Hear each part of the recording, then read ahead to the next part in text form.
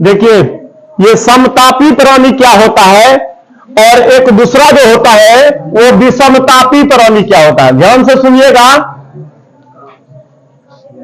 विषमतापी प्राणी एक होता है समतापी प्राणी, दूसरा होता है विषमतापी प्राणी। समतापी प्राणी का मतलब समझिए, हम लोग बायोलॉजी के हिसाब से एनिमल है, हम लोग इसको वार्म ब्लडेड एनिमल और इसको कोल्ड ब्लडेड एनिमल कहा जाता है। ठीक है। समतापी जो प्राणी होता है, जो जीव होता है, सम माने क्या होता है? बराबर। तापी मतलब हो गया ताप। मनुष्य का टेम्परेचर कहीं भी किसी भी ऋतु में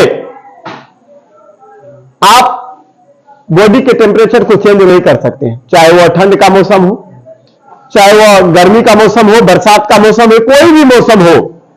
अगर बॉडी में कोई खराबी ना हो तो एक नॉर्मल सी टेम्परेचर जो होता है मनुष्य का, वह 37 डिग्री सेल्सियस होता है। मनुष्य का टेम्परेचर कितना बोले? ये टेम्परेचर 37 डिग्री सेल्सियस होता है। फ़ारेनहाइट में 98.6 फ़ारेनहाइट होता है। तो ये जो बॉडी का, जो हम लोगों के शरीर के अंदर का जो ताप है, वो चेंज नहीं होता है। वो चेंज होगा क्या? नहीं होगा। तो समतापी प्राणी क्या होता है कि ऐसा प्राणी जिसके शरीर का जो टेम्परेचर है वो एक फिक्स रहता है। कहीं पर भी, किसी भी दिशा में कहीं पर भी चले जाइए, उसमें चेंजिंग नहीं आएगा। हाँ, बुखार आएगा तो चेंजिंग आ जाएगा, वो अलग कंडीशन है। लेकिन जनरली ये देखा जाता है, मनुष्य के शरीर का जो टेम्परेचर होता है वो फिक्स टेम्परेचर जो होता है वो 37 डिग्री सेल्सियस होता है। तो ऐसे प्राणी को हम क्या कहेंगे? जिनके शरीर के टेम्परेचर बाहरी वातावरण के अनुसार चेंजिंग नहीं होता है, ऐसे प्राणी को क्या कहा जाता है? समतापी प्राणी कहा जाता है। यानी कि उसको वार्म ब्लडेड एनिमल कहा जाता है। जैसे इसके अंतर्गत क्या आएंगे? मनुष्य। क्या आ जाएंगे? मनुष्य आ जाएंगे। क्या आ जाएंगे? मनुष्य आ जाएंगे। पक्षी आ जाएंगे। क्या आ जाएंगे? पक्षी भी आएंगे। क्या आ जाएंगे? पक्षी भी आ जाएंगे। आप लोग देखिएगा, जब बारिश होता है तो पक्षी को देखिएगा पूरा ऐसे कर लेगा, मतलब अपने जो पंख है उनको पूरा बॉडी को समेट करके मतलब ढक लेता है, ओवरलैप कर लेता है। तो ऐसा नहीं बुझिएगा कि पंख है तो उड़ने के लिए ही है। उड़ने के लिए एक सेकेंडरी वर्क है उनका, लेकिन प्राइमरी वर्क है अपने बॉडी के टेम्परेचर को कांस्टेंट रखना, नियतांक रखना, नियत रखना। वो ऐसा क्या कौन करता है? पंख करता है कि नहीं है?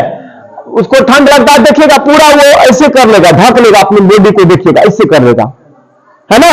वो अपने टेम्परेचर को फिक्स रखना चाहता है कि नहीं? हम लोग भी कभी कभी, है ना, ठंड के मौसम में ऐसे कर लेते हैं ना, पूरा लगेगा ना, किसी तरह हम लोग ठंड से बच जाए। होता है कि नहीं होता है? तो ये समतापी प्राणी समझ में आप लोगों को आ गया, है ना, कि जब टेम्परेचर जो होता है, ताप जो होता है, वो एटमॉस्फेयर यानी कि वायुमंडल के अनुसार चेंजिंग नहीं होता है। हमारे बॉडी का टेम्परेचर से फिक्स रहता है। कहीं पर भी चले जाइए, आप जम्मू कश्मीर में जाइएगा, हिमाचल प्रदेश में जाइएगा, तो वहां पर बर्फ बन जाएगा पानी, लेकिन हमारे बॉडी के अंदर का जो खून है वो नहीं जमेगा। मतलब हम लोगों का जो है वातावरण के अनुसार हमारा जो टेम्परेचर है वो टेम्परेचर फिक्स होगा, उसमें कोई बदलाव वातावरण के अनुसार नहीं होगा। तो ऐसे प्राणी को क्या कहा जाता है? कोई दिक्कत? किसी को समझने में कोई दिक्कत नहीं ना है? अब दूसरा जो प्राणी होता है वो होता है विषमतापी प्राणी, cold blooded animal. Cold blooded animal. अब ये क्या होता है? ध्यान से सुनिएगा। ऐसा प्राणी जो वातावरण के अनुसार अपने टेम्परेचर को बदल लेता है या उसका टेम्परेचर बदला जाता है, मतलब टेम्परेचर चेंज हो जाता है, टेम्परेचर में परिवर्तन आ जाता है, वेरिएशन आ जाता है, ऐसे प्राणी को विषमतापी प्राणी कहा जाता है। अब जैसे कहिएगा सर सांप, तो सांप के शरीर का टेम्परेचर चेंज होते रहता है, गर्मी उसको गर्मी में देखिएगा बौखलाते रहेगा, है ना, और इसके लिए वो बिल में जाना चाहता है। कहां पर जाना चाहता है? बिल में क्यों जाना चाहता है? गर्मी से बचने के लिए, क्योंकि उसके शरीर का जो टेम्परेचर होता है वो अनकंट्रोल हो जाता है। हम लोग का तो फिक्स रहता है, कोई दिक्कतें नहीं है, भले गर्मी लगे अलग बात है, लेकिन टेम्परेचर में कोई चेंजिंग नहीं होता है। सांप के टेम्परेचर में ऐसा नहीं होता है, सांप के शरीर का टेम्परेचर चेंज हो जाता है।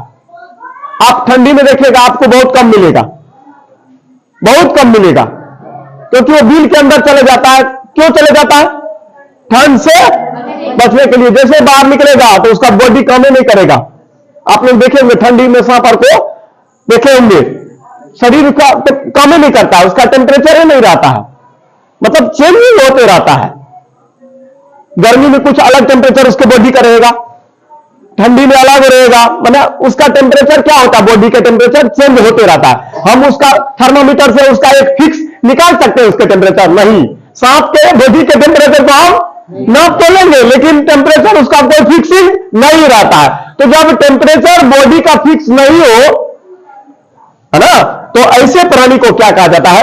विषमतापी। इसके अंतर्गत जैसे सांप आ गया, कोई कीट आ गया, है ना, सांप कीट है ना, ये सब इसके अंतर्गत आता है। मतलब इसका जो है टेम्परेचर क्या होता है, वो चेंजिंग होते रहता है।